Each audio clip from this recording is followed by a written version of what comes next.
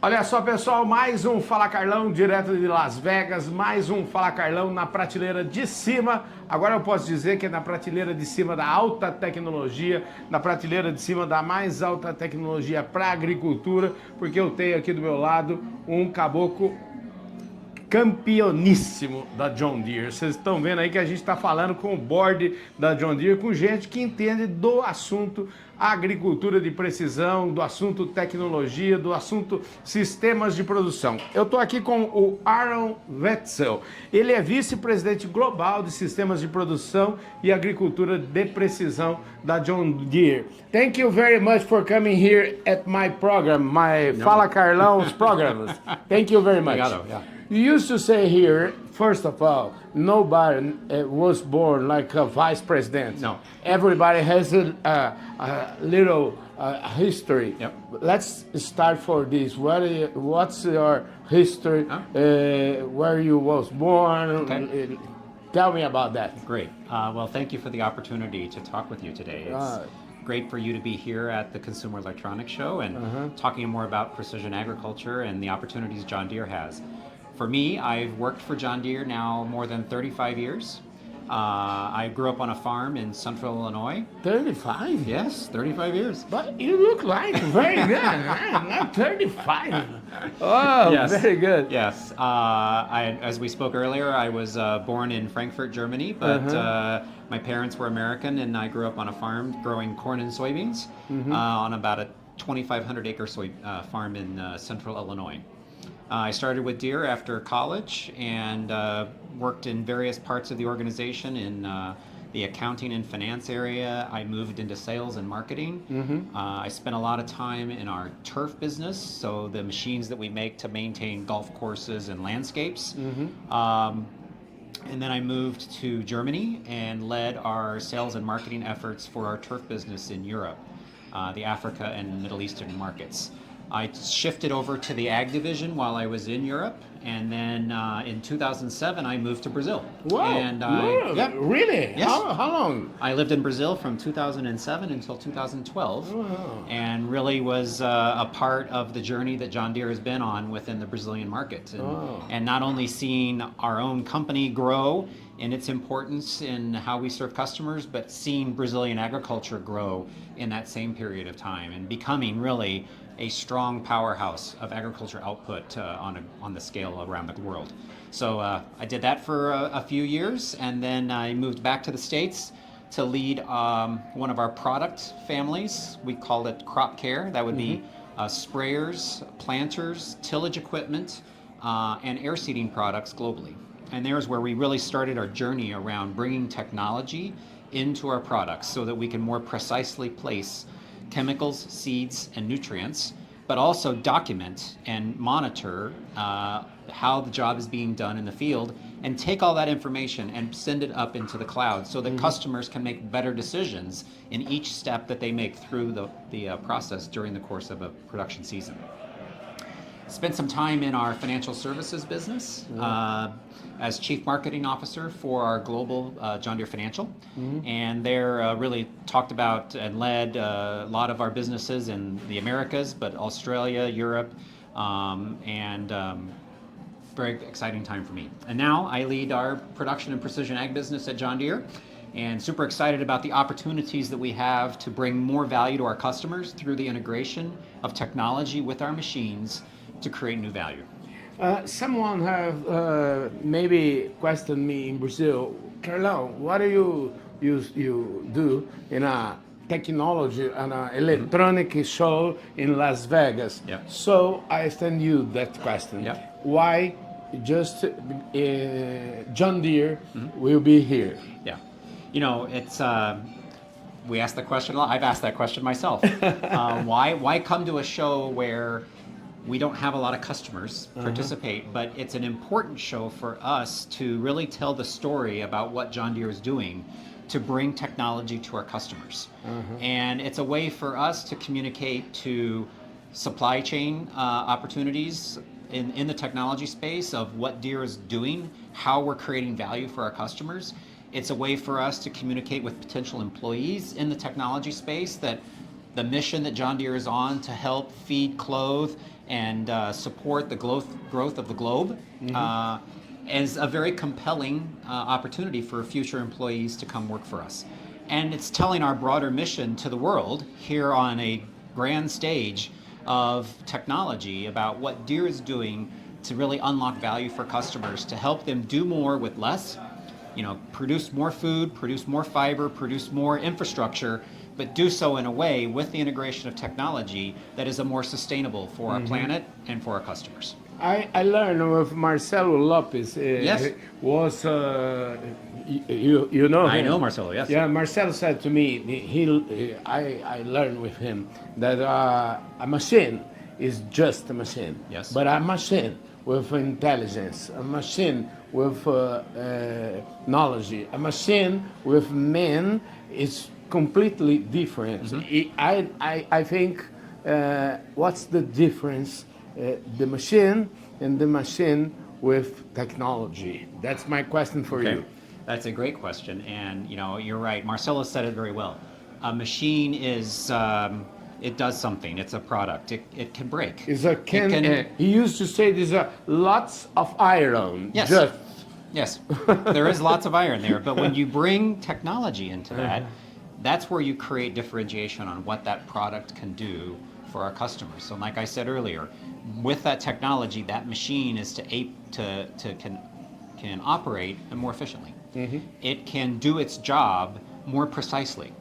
And by doing it more precisely, a lot of the inputs that customers want to utilize can be diminished. So it's a savings for them. But you brought up a very valid point when you talked about the man, and I think that's really where the difference that John Deere is on. It's our people and our partnership we have through our dealers, but with our customers, and understanding the challenges that they face every single day in every part of the world, Brazil in particular. What are the challenges a Brazilian farmer is facing in the environment that they're trying to produce crops? And how is it that our machines... Don't worry. Fala Carlão is like this. It's like the life. Okay. This life is like this. Okay. Don't worry. All right. Very good. So, like I said, you've got the machine, the technology. It helps the customer be more efficient, but it's the people. And understanding the needs and challenges our customer face in tropical agriculture in Brazil, and how we can bring the capabilities that we have from around the world into the Brazilian market, specifically focused on those challenges that the Brazilian customer faces. That to me is the differentiator that John Deere brings. And that's what's exciting for me, having seen the challenges they face, the opportunities that Brazil presents in terms of the area, the tropical agriculture of producing multiple crops a year, the improvements in genetics to improve yields. The future is so bright for Brazil. Yes. And that bright future, combined with the products, the solutions, and the capabilities that John Deere brings, I think is an amazing opportunity for everybody to help us produce more. We have in Brazil lots of opportunity in this agriculture, but we have with opportunity came together challengers, and I'm standing in the last 3 years. I participate at the COP. The COP is the Conference of Parts from ONU about sustainability, especially when the theme is the ambience, so that make agriculture very sophisticated in this point. And when you present you as a man of ag precision. This is very, very important for Brazil because it seems like produce more with less. Tell me about this division of John Deere. This is very, very important for us. And that's what we're showcasing here at the Consumer Electronics Show, is that integration of technology into our machines. Being able to do more with less. Yes, customers are wanting to produce more food. They want to produce more corn. They want to produce more cotton. They want to produce more soybeans. But they want to do it also in a more sustainable way. Yes. And that is what I think is very unique with Brazil, because Brazil, I see of across the world, the producers there are embracing the sustainable solutions because they are valued to them. They, by producing with less, that's more rentability into their pocket. That means more profitability for them. So we're not doing sustainability for the sake of sustainability. We're doing it for the betterment of producing more food and the betterment for the producers' returns in the investments they're making. And so that technology that we bring, being able to more precisely place the seed so that it maximizes its opportunity to grow.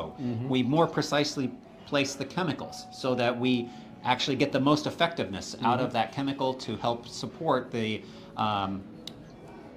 weeds or insects or whatever it's trying to fight. You're doing it with the maximum potential. That's going to help them produce more. And then by reducing those inputs, that's improving their profitability. And that's sustainability. Yes. And you inaugurated recently an important center of research in Brazil. Yes.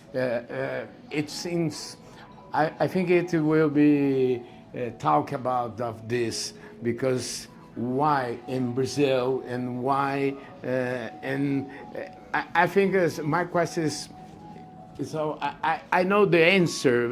I can imagine Brazil is very important for John Deere. It is. And we look at the potential opportunity for growth in Brazil, and it is impressive what's in front of the Brazilian agriculture. Deere has invested over the past 25 years to grow its position of where it is today, but we see even more opportunities. And I'm very excited and proud of the investment we just made on this research and development center, focused on how we bring technology solutions with our machines, focused on the specific needs of the Brazilian producer. And as I said earlier, the challenges the Brazilian producer faces are different than many producers around the world.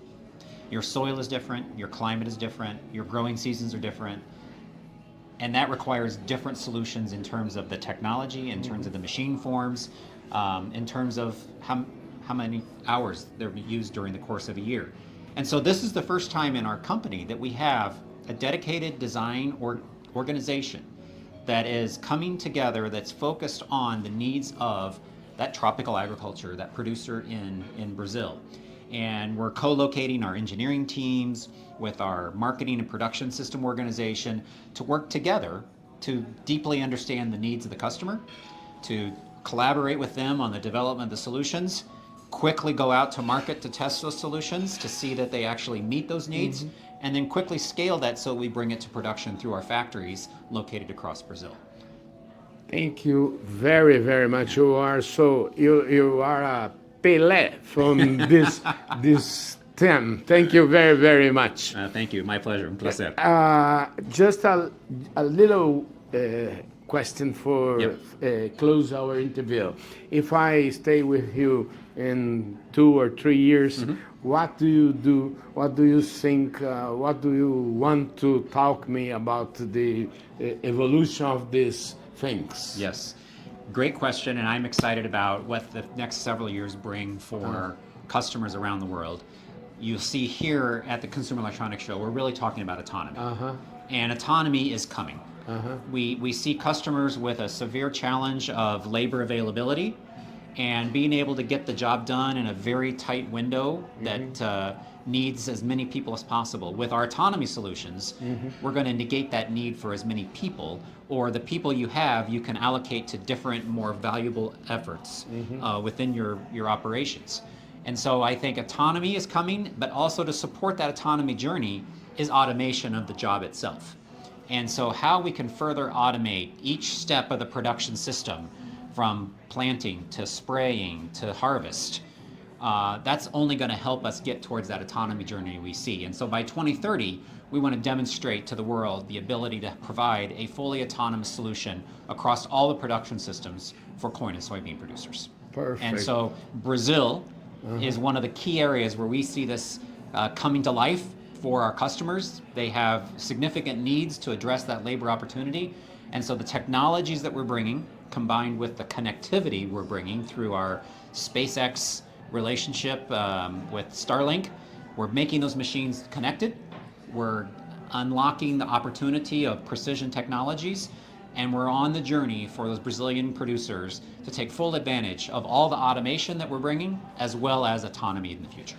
Autonomy is really like you said in the presentation that John Deere is about not code things, but things that really exist. Things that the agriculture needs them. Yes. That's it, huh? Yes, that is what we are all about. Yeah. Thank you very much. Thank you. Appreciate it. Yes.